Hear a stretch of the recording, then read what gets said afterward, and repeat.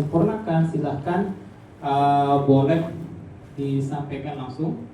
Jadi presentasinya diambil oleh pengajar praktik di dalam kelompok tersebut. Nah, insya Allah mungkin pengajar ngeprint visi dan prakarsa perubahan boleh dikeluarkan.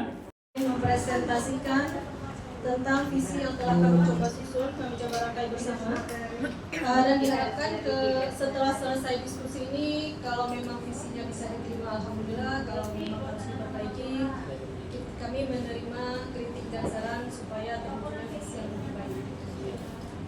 Jadi setelah diskusi tadi, visi yang kami susun adalah terwujudnya peserta didik yang kompeten, mandiri, religius, berkontribusi aktif dan berjiwa gotong royong.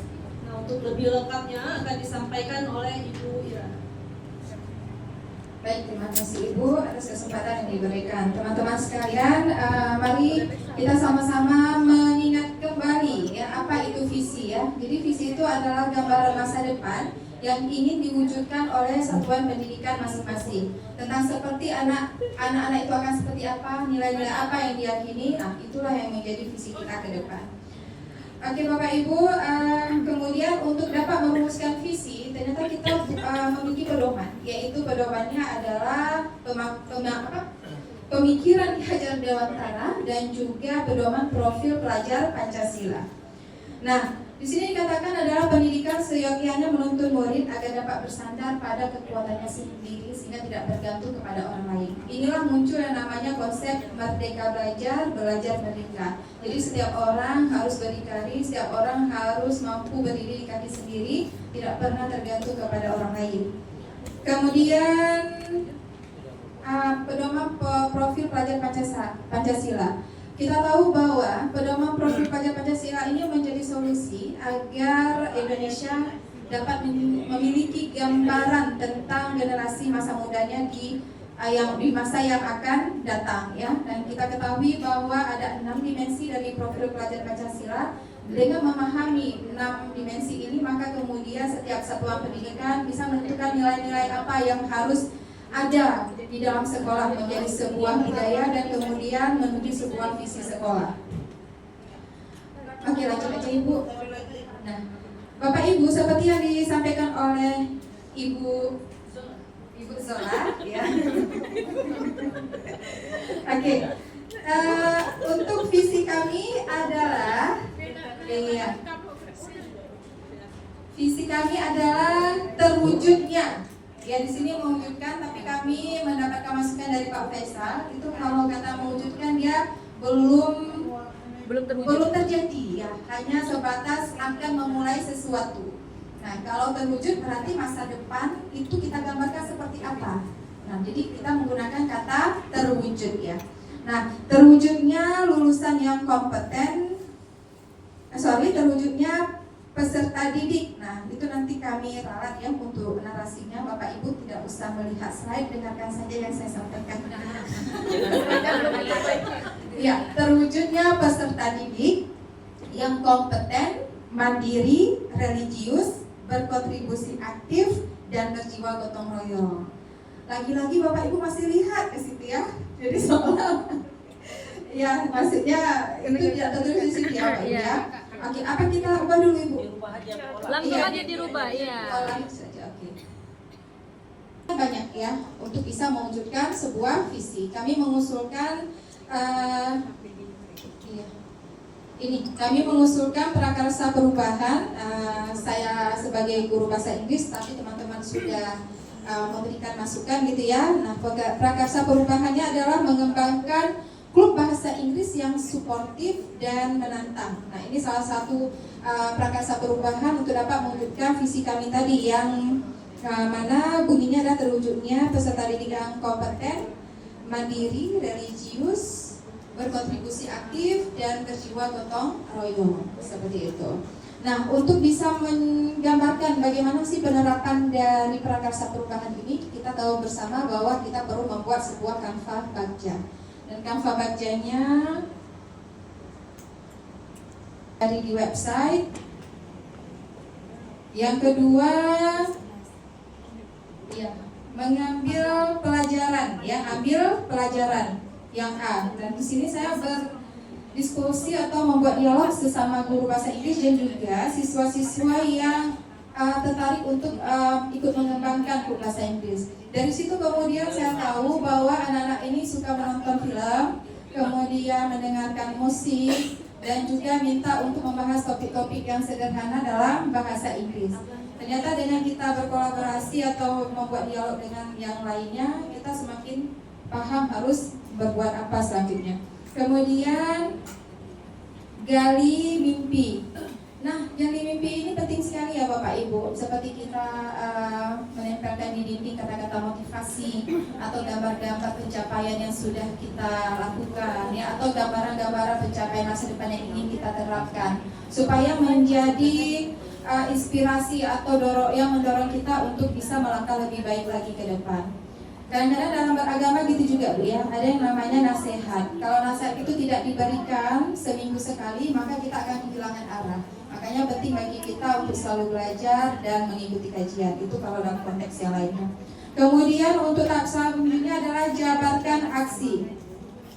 Ya, di sini kita bisa menentukan langkah-langkah seperti menentukan catatan atau alur bagaimana kita akan merealisasikan kegiatan-kegiatan atau program yang ada dalam kanvas belajar. Dan yang terakhir adalah atur eksekusi.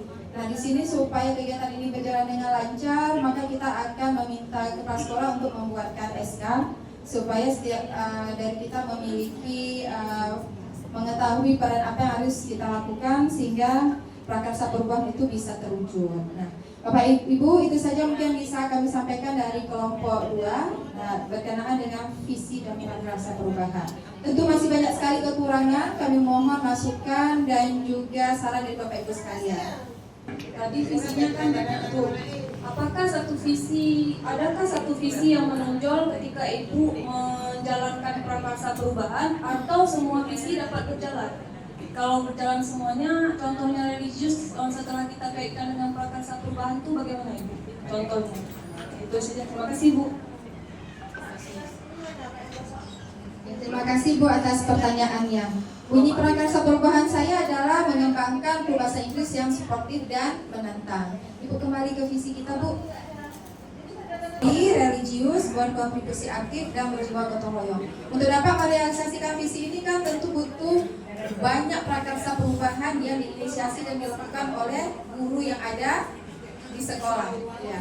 Nah, saya mengambil bagian untuk mewujudkan salah satu nilai yang ada dalam visi tersebut, yaitu kompeten dan juga berkontribusi aktif. Mengapa saya katakan demikian? Ketika kita mengembangkan klub itu, kita kan tidak bergerak sendiri. Kita melibatkan kepala sekolah, guru, juga siswa, sehingga bisa mengembangkan klub bahasa Inggris yang sportif dan menantang. Jadi tidak semua nilai yang ada dalam visi tersebut. Karena kita mengambil bagian, ya, prakarsa perubahan itu bisa banyak. Dan saya mengambil bagian dari prakarsa perubahan yang saya usulkan. Seperti itu. Baik, sama-sama. Ada lagi Bapak Ibu? Nomor itunya. Gimana Pak? Mana bayarnya? Terima kasih atas penampilan dari CGP hebat yang diangkat dan ini. Give applause untuk kita semua. Oke, untuk mempersingkat waktu, hari ini kita akan lanjutkan sesi selanjutnya, yaitu kita akan mengisi lembar rencana penyampaian penerapan disiplin positif yang berhubungan dengan aksi nyata 1.4. Jadi nanti setiap Bapak Ibu akan mendapat LK. LK itu berisikan budaya positif apa yang akan diterapkan di sekolah.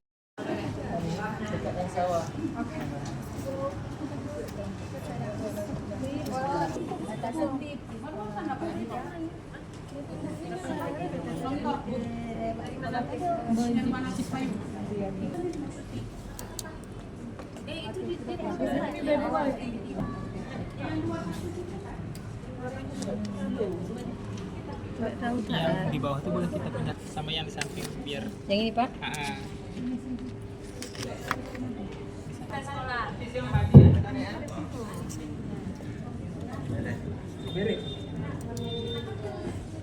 Hormati Bapak dan Ibu tadi sudah membuat lembar kerja rencana penyampaian penerapan disiplin.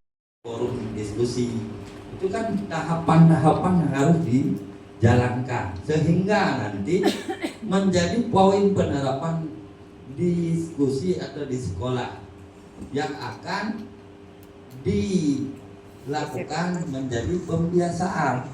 Ketika pembiasaan itu sudah dilakukan, maka akan menjadi disiplin dan budaya positif. Mungkin dari saya selaku penguatan untuk lembar kerja rencana penyampaian penerapan disiplin positif memadai. Dari PP Pak Jainul tadi belum ada yang bangun, mungkin ada yang mau tanggapi. Silakan, kita minta Pak Iqbal. Ya. Dikomentari semuanya, ya. Saya ada yang kelupaan tadi. Mungkin sederhana, ya. Apa yang sudah saya terapkan setelah saya buat keyakinan kelas. Saya biasanya membuat dari kertas bed nama untuk siswa. Jadi saya taruh di atas meja mereka. Jadi setiap siswa ketika saya lihat, saya dengan mudah bisa menghafal nama mereka. Kertas saya lipat jadi 3, saya tulis yang besar. Mungkin ketika saya berdiri di depan, saya bisa membaca nama mereka. Ya, budaya ini saya lihat memang sederhana, tapi sangat berpengaruh ketika berinteraksi dengan siswa. Kita bisa tidak memanggil yang di sudut yang belakang, tapi kita bisa melihat nama dia, memanggil nama dia. Itu mungkin lebih membuat dia lebih semangat, lebih istilahnya lebih dihargai. Di situ 10 disuruh minimal lah. 15 ajar. Tidak boleh membuli. Oh iya, berbicara peraturan. Bentar Duka. Pertama, kita golongkan dulu yang satu golongan. Ayo. Udah. Misalnya ada nggak yang satu kategori dia? Misalnya tidak merusak pariwisata, apa Kak misalnya? Buang sampah satu ya, berdiri sendiri ya. Ini ada berdiri sendiri. Ini apa berbicara saat belajar? Berarti dengan tidak mengganggu ini masuk. Sama dua. Ya. Kayak gini kan terus dulu gini. Ini kaitkan gini. Ini berarti gini. Tidak. Ini bisa nih. Mana tuh? Tidak menggunakan kata kasar di lingkungan sekolah sama tidak melakukan perundungan. Mirip ya? Mirip. Nanti kita miripkan kan. Inilah tujuan kita. 5-10. Ini tujuan kita. Bukan Kak, maksudnya tidak merokok di dalam kelas, tidak membuang sampah, enggak satu di lingkungan maksudnya. Makanya kita ganti ke kalimat positif. Siswa Dilarang merokok. Siswa menjaga kesehatan siswa. Dilarang merokok untuk jaga kesehatan. Oh, ini Nggak ada. Ini Nggak usah maksudnya jalan. Nggak boleh merokok. Misal tidak boleh narkoba, tidak boleh merokok, tidak boleh pergaulan bebas. Itu masuk mana? Siswa menjaga kewarasannya misalnya.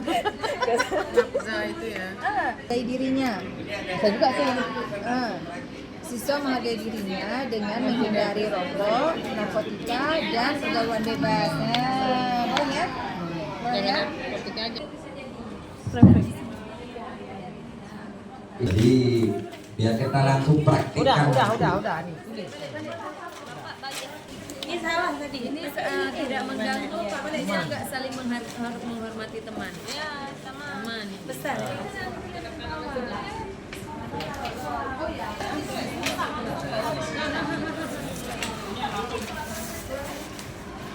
Dibagikannya fotonya. Dola. Pak, udah penyo pemper. Itu apa? Terdengar dulu lah. Nih. Yang ini atau ini tiga? Dari mana, Pak? Buat tabel dulu. Enggak, maksudnya yang pertama yang kayak mana dulu? Apa kita download aplikasinya dulu? Dia ada aplikasi.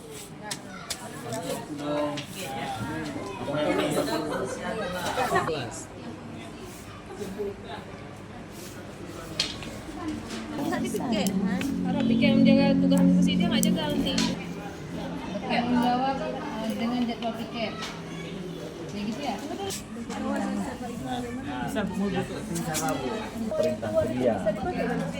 Masih kadang ada salah. Ada sensornya kan? Jadi kalau ngasih Pokoknya ibu kasih instruksi yang jelas. depan boleh. Ada 2 tugas double. Tolong. Iya. Terima kasih. Misal terakhir kali tugas Bumul apa? membuang sampah sembarangan. Tidak membuang sampah sembarangan. Sampah sembarangan. Udah kan?